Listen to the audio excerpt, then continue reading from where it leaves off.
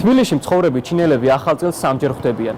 პირველად 1 იანვარს დასავლური ტრადიციების მიხედვით, მეორედ 14 იანვარს უკვე ქართველებთან ერთად, ხოლო მესამედ 21 იანვარს, როდესაც ჩინური ახალი წელი დგება. იმის გასარკვევად, თუ როგორი საახალწლო ტრადიციები აქვს ჩინელებს, ჩვენ თბილისის ერთ-ერთ ჩინურ რესტორანს ვეწვიეთ.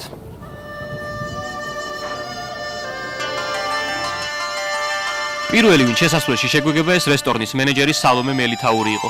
ქართული სტუმართმოყვარეობით მან მეგზურის როლი იკისრა და ენობრივი ბარიერი ჩინელ მზარეულებთან სწორედ მისი დახმარებით გადავჭერით. მზარეულები და მიმტანები სტუმრების მომსახურებით იყვნენ დაკავებულნი, ამიტომ პირველ რიგში ჩინური ტრადიციებით გაწყობილი რესტორნის დათვალიერებას შეუდექი.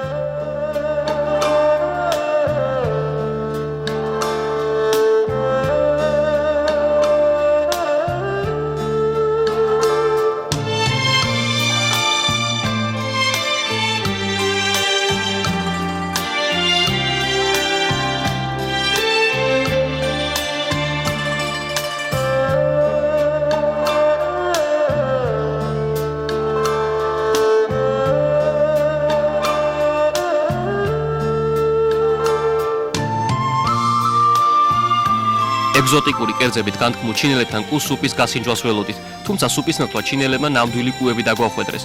4 თვის პატარა კუთავს დიდ კუსთან ირთობდა. ამ წყვილს კი შესანიშნავად ეგუებოდა გალიაში გამომწყდეული პატარა ზაზუნაც. როგორც ვითხრეს, თურმე ისინი მხოლოდ ჩინური კერძებით იკვებებიან. აქვე აღმოვაჩინეთ სპეციალურად მოწყობილ აუშიმონებივრე წყლის კუს, რომელიც სხვებთან ერთად რესტორნის სრულუფლებიან წევრად ითვლება.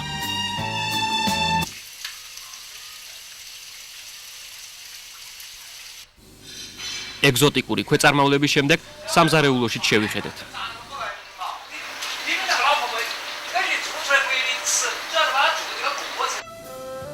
აქ ყველაფერს მაღალი ოსტატობითა და დიდი მონდომებით ამზადებენ. კერძებში მწვანილის თითოეულ ფოთოლსაც კი სიმბოლური დანიშნულება ჰქონია.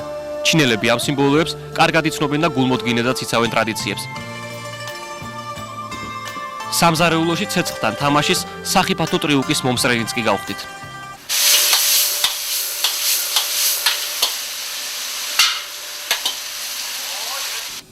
ჩინელები დაგვირდნენ, რომ საახალწლო სუფრის მთავარი თევზის კერძის მომზადების პროცესს დაგვასწრებდნენ და დაწვრილებით აგვიხსნიდნენ თითოეულ დეტალს.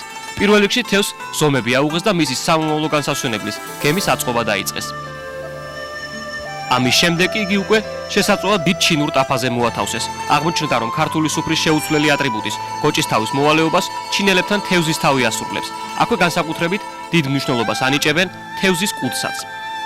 ჩვენი ჩინელი მზარეული ვანვეი ყველაფერს წესების დაცვით აკეთებდა. თუმცა სამწუხაროდ იგი თევზივით სიტყვაძუნწი აღმოჩნდა და აღმოსავლური სიდინჯით ასრულებდა საახალწლო კერძის მომზადების საპატიო მოვალეობას.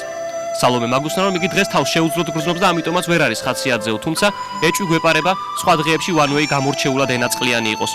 ამ დროს მხსნელად მოგვევლინა მეორე მზარეული ლუთაო, რომელსაც აქ ყველა ჩვენთვის გასაგებ ენაზე შოთას ეძახდა. შოთა გურული მოუთმენლობით მივარდა ვანვეის მიერ მომზადებულ კერძთან და თავად გაგვარკვია ყველაფერში. ეს ტრადიციული ჩინური საახალწლო კერძია, რომელსაც ყველა ოჯახი ამზადებს. მისი სახელწოდება ასე ჟღერს: ზურგის ქარს გისურვებთ. ეს გემი კი თევზისთვის თეფშის მოვალეობას ასრულებს. ბოლოს კი შოთამ ჩვეული ღიმილით ახალი წელი მოგვილოცა. გელოხა ახა წელს. გელოხა ახა წელს. 年年有余，它的意义就是。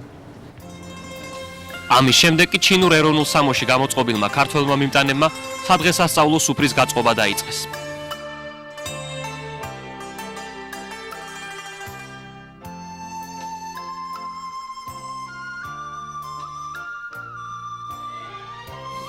აქვე შემოგვიერთდა რესტორნის მეპატრონე იუჰუა, რომელსაც რატომღაც ყველა სტივის სახელით მოიხსენიებდა. მისტერ სტივი შოთას მსგავსად საკმაოდ ენაწყლიანი აღმოჩნდა. It's a great honor from me. To have New Year in Georgia. So I had ჩემთვის დიდი პატივია, რომ ახალ წელს საქართველოში ვხვდები. თბილისში ამ დღესასწაულს პირველად აღნიშნავ. ძალიან მომწონს საქართველოს და დიდ პატივს ვცემ ქართველ ხალხს. მინდა გითხრათ, რომ გარკვეული მსგავსება ჩინურ და ქართულ ტრადიციებშიც არის. თუმცა დღეს ჩინეთისთვის დამახასიათებელ იმ ტრადიციებს შევეხები, რითაც ჩვენი ქვეყანა მსოფლიოს სხვა სახელმწიფოებისგან განსხვავდება. იუჰუამ დიალოგი იმ თევზზე საუბრით დაიწყო, რომელმაც ხანგრძლივი მოგზაურობა სუფრაზე დაასრულა.